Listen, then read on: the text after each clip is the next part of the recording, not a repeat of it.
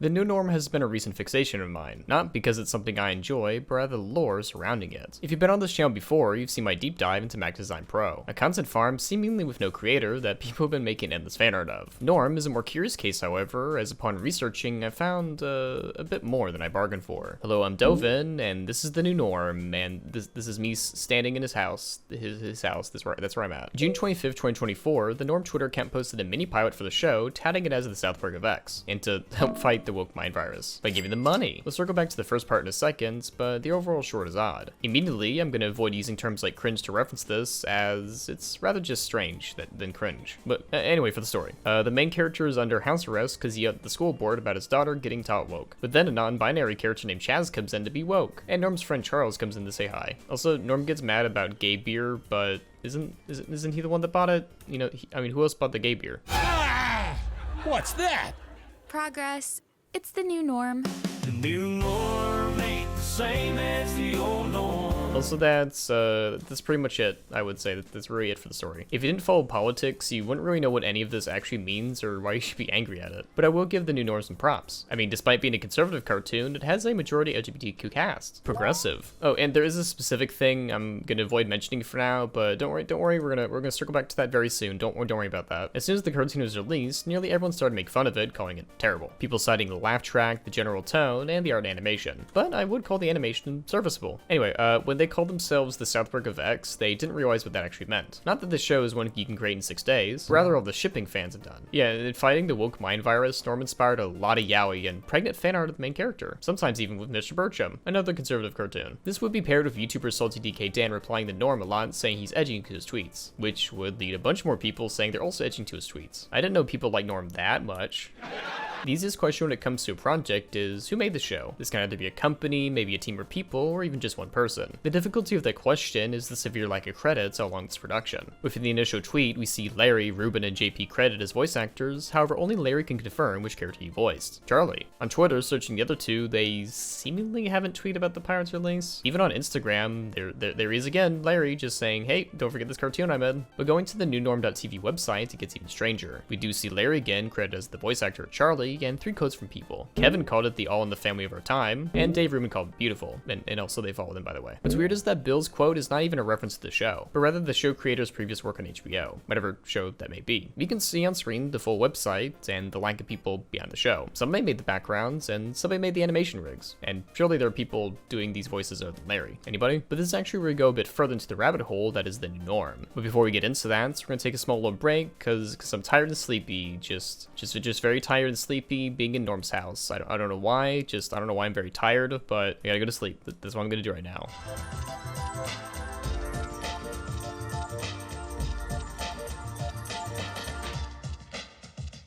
I just want normals beer.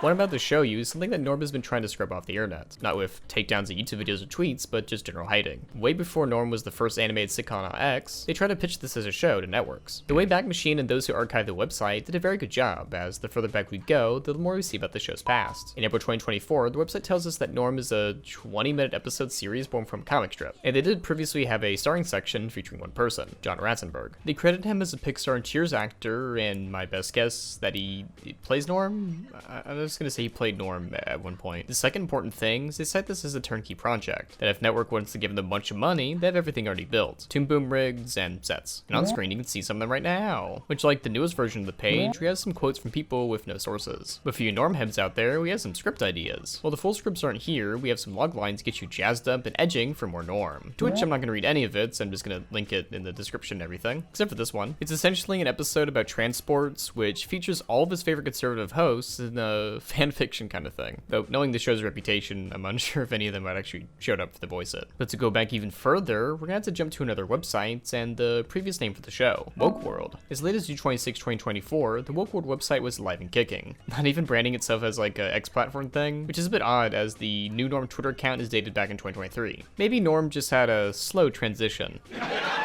Anyway, we have some more info on the characters and a lot of similar words we've seen before. Can you still use the same quote if the person is referring to something else and you change the quote's meaning entirely? Probably not. Turning back the clock to 2022, for a brief time during the summer, the page is password protected. This is natural, as sometimes when you're pitching a show, you lock things behind a password. But the January archive gives us a treasure trove of norm content. Comics. Yes, we have about 36 new old stock of norm comics that you can read all to your heart's content. I'll link in the top comment, so be sure to quote your favorite norm jokes down there as well. The comics themselves are a bit odd, as rather than having newly drawn stuff, they just pose the rigs on backgrounds they've already made. Sometimes using copyrighted characters, but not like drawing them just like ripped from Google or whatever. They'll release comic on the website before they stopped using dates for some reason. It was posted November 1st, 2020, so I suppose the new norm is the old norm. Haha. Some remnants of the previous series still lurk around the internet. The Woke World comic on Instagram had stuff posted as late as March 2nd, 2023. And some of these comics are just weird videos with the same song playing each time. That's just weird. A snippet of one of the comics even be posted on Twitter May 9th, 2024, edging us for new norm content. An early animation test would also be found. Originally posted in 2022, it shows rudimentary rigs and voice acting of the characters. Maybe this is John Ratzenberg's voice? At this point, Norm sounds to be less refined. And in this one, it's all about Charlie's daughter. She's transitioning and she's doing sports. That's the whole thing. That's the joke. You're not laughing. So, if your son got a white guy pregnant, would your grandkids come out black? Come out of where? Usually when I go back this far, in this case 4 years, we often see a creator of some sort. But as of my research, I came up with nothing, which is weird. It is yet another Phantom show. Though I can make some educated guesses, however, so sit by your screen and listen up. So one day, a guy had an idea for a show and paid some artists to do some stuff for him. Some backgrounds, maybe some rigs, and he tried to pitch the show. As he was pitching, he decided to make some comics using the rigs he paid for to make it more official, I suppose. Either he got someone else to make the comics, or maybe he made them himself. When literally everybody said, fuck you, he decided to pay some animators to make it a pilot and put it on Twitter as a last resort. I mean, he had made a post saying that Disney banned him, but and I think they just said no. But back on Twitter, we can see what little the creator has in terms of art. It's as if they constantly have to wait for the one artist they hired, as the creator can't draw themselves. I mean, like, can't tell how many times they've used this still image of Norm as a PNG just like standing menacingly. Not only that, whoever he hired cannot stay consistent character design or backgrounds. Noting the quality difference of the interior and exterior shots as well as the proportions that Joe Rogan would like. Usually when you do a lineup of characters, it's to like understand proportions of people you already drew, or the recent speed paint of a YouTuber who praised Norm. It kind of looks like it's for a different show entirely. The creator honestly just seems like a tourist of animation, willing to spend a bunch of money, but not actually be a part of the process. Not forgetting, of course, the weird lack of credits and ownership of who actually owns this thing. Though, I will say the initial design for his daughter Chloe looks really cool and fun. She deserves a better show. But I will say the final designs are also fine, but there's small details in the show that are just a bit off. On the gay beer, they use a highly detailed nutrition logo from the Mug Root Beer Company. Second is the football logo on Charlie is, again, just straight from Google. Like, they didn't try to stylize it like at all. Also of note is that Charlie's watch keeps flipping sides. Like, if someone was paying attention to this, you notice that? Or maybe halfway through the shot, he's like, I'm just gonna change hands and not tell anybody. On that note, they seemingly used AI for the show's theme song. I would guess Suno, but that would be sad if true. Using AI in your production is like wearing a Sheen or Temu chain. You just look cheap and broke. Also, that art is not at the forefront of your mind. I mean, the creator would also use AI to make an animation of AOC and Elon Musk of his OCs. Very, very weird stuff. Alright, we're gonna get into the side tangent about glazing, and I'm not talking about donuts. Thank God for Elon Musk. Heavy as shit post memes. X is the home for free speech. The creator of the show seems to have a lot of idols that he really likes to insert into his cartoons. We have Gina Carano of former Mandalorian fame, Tucker Carlson, Ben Shapiro, Joe Rogan, and especially Elon Musk. The last two he would tweet about a lot. And he would spam Gina to like a lot of people. I guess Siri likes her. Oh, on the note of Joe Rogan, it kind of reminds me of the Jenny Nicholson video about the Star Wars Hotel. As influencers were specifically told not to call it the Star Wars Hotel, and like, you have to say the full name, but it kind of feels disingenuous. I saw that one time when he's talking about the Joe Rogan podcast and was like very formal about it. As for Elon, he sure loves to respond to him on Twitter, even including an animated version of him in the episode, and of course the AI I mentioned before. Elon doesn't actually voice the character, that's just an insert somebody drew. Hey Elon, check this out.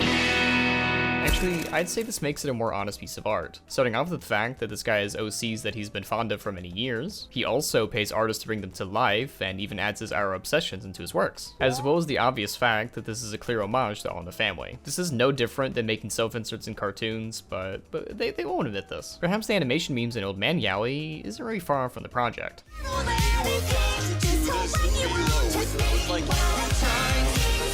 Though the biggest crime with the show isn't the unfunny jokes, the spamming on Twitter, or the premise of the show itself. Rather, it just feels like a show ashamed of itself. With no creators shown, the lack of artists and animators, and even the scrub job of its own history, it just feels ashamed to exist. Two of the supposed voice actors wouldn't even tweet about the show, though possibly they voiced the characters long ago and just forgot about it. I mean, Ruben made a direct tweet about All in the Family and could have tagged Norm, you know, the show that he voices in that's based on. I mean, say what you will about Mr. Bertram, it sucks, but at least everyone on it was like, yep, I want my name on there, I want everyone to know what I was working on. I'm like, yep, that's me, I was a part of this, please make sure everyone knows I'm part of Mr. Bertram. But in saying all of this, what's the possible future for Norm? Well, my first guess is that they're going to start recycling old comics on Twitter, even if they're not relevant anymore. I mean, we've already seen them do this with the old Ben Shapiro drawing, and that one time they posted a comic snippet, and we may see more of that. I would honestly be surprised to see a second episode, but I'm more hoping someone who worked on the show releases the original, or someone just makes a rig for Norm. That would make the Rule 34 website go crazy. Perchance, someone who worked on the show could tell us more about who made it, or how they were approached to make the characters.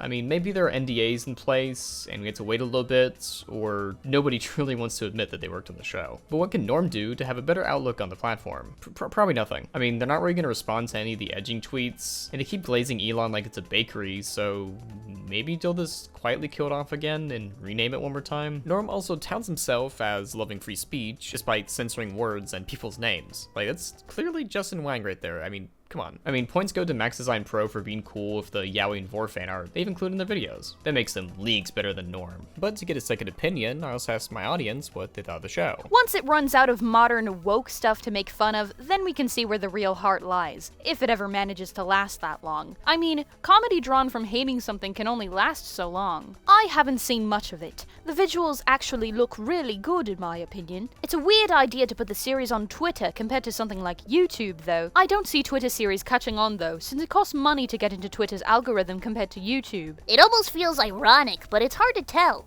If it is ironic, it's a masterclass. If it's genuine, it's bottom of the trash can. I can't drink. I'm not 21. Y'all influenced my boy to cut off his junk, but draw the line at beer? In the end, Norm is yet another animated mystery on the internet. A project so elusive and shameful that most who worked on it don't dare to speak up. Perhaps one day someone out there can unmask the creator, but maybe what we already have is all we need to enjoy, the new Norm. X is the home for free speech. Elon Musk takes a massive shit on the toilet.